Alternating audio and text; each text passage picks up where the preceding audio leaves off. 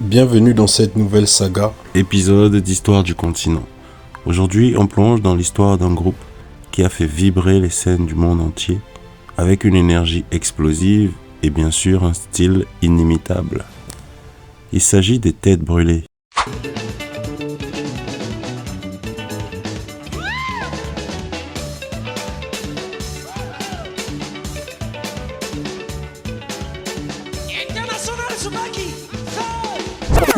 Préparez-vous à découvrir comment ces artistes camerounais ont révolutionné le bikutsi, ce rythme ancestral, pour en faire un phénomène planétaire. Tout a commencé en 1986 à Yaoundé, au Cameroun. Jean-Marie Ahanda, journaliste et musicien, décide de moderniser le bikutsi, ce style musical traditionnel des peuples bétis.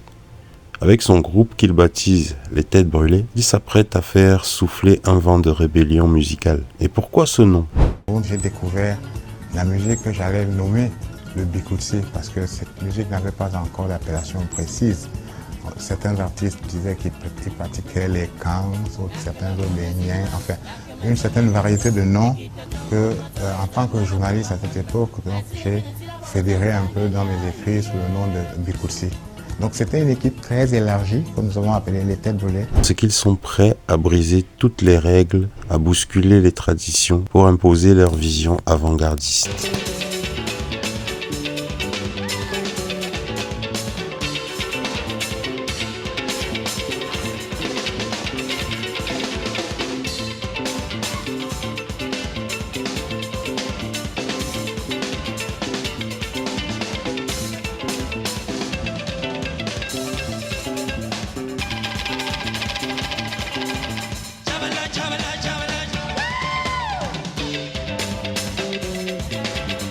Leur recette, des guitares électriques, des percussions frénétiques et des chants en langue béti qui puisent dans les racines profondes de la culture camerounaise. Ils ne s'arrêtent pas là. Les Têtes Brûlées étaient composées de plusieurs membres talentueux, chacun apportant une contribution unique au groupe. Voici les principaux membres qui ont marqué l'histoire du groupe. Je m'appelle Zanzibar, guitariste, soliste et chanteur des Têtes Brûlées. Ballon de foot. Alors bonjour mes amis, je vais me présenter pour un petit instant là. La personne qui est devant vous, c'est Mayagi Martin, alias Soul Mangouma Bass, le grand bassiste des Têtes Brûlées de la capitale du Cameroun, Yaoundé. Je suis Apata André, batteur du groupe Les Têtes Brûlées. Je m'appelle Roger, guitariste et rythmeur chanteur des Têtes Brûlées. Ballon de foot.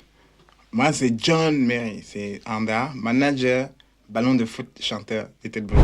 Au fil des années, le groupe a vu passer d'autres talents qui ont enrichi sa musique.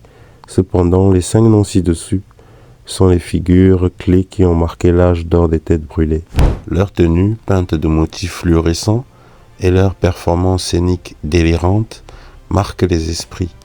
C'est du pur spectacle, un véritable choc visuel et sonore.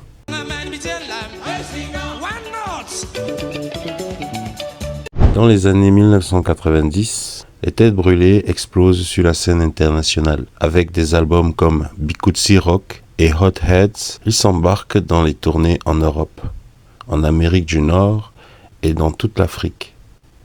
Leur énergie électrisante séduit un public global. Partout où ils passent, ils font danser, mais surtout, ils montrent que la musique africaine peut être à la fois profondément traditionnelle et résolument moderne.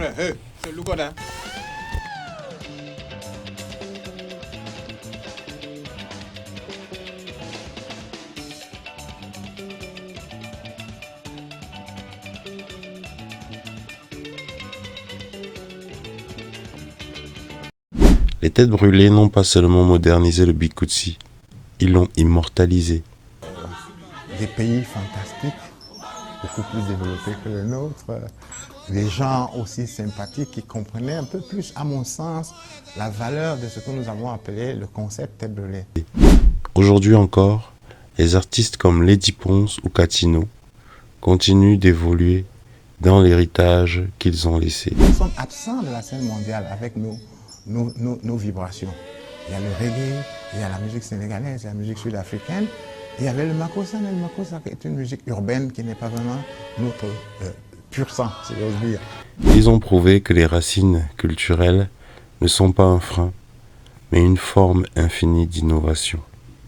Leur message, restez fidèles à vos origines, mais osez rêver plus grand.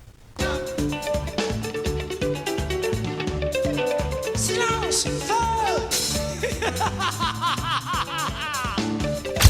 Les Têtes Brûlées, ce n'était pas juste un groupe, c'était un mouvement, un cri de rébellion, une ode à la liberté artistique. Alors que vous soyez fan de Bikutsi ou simplement curieux de découvrir les richesses culturelles du Cameroun, souvenez-vous, ces Têtes Brûlées ont montré au monde que la tradition pouvait briller sur toutes les scènes.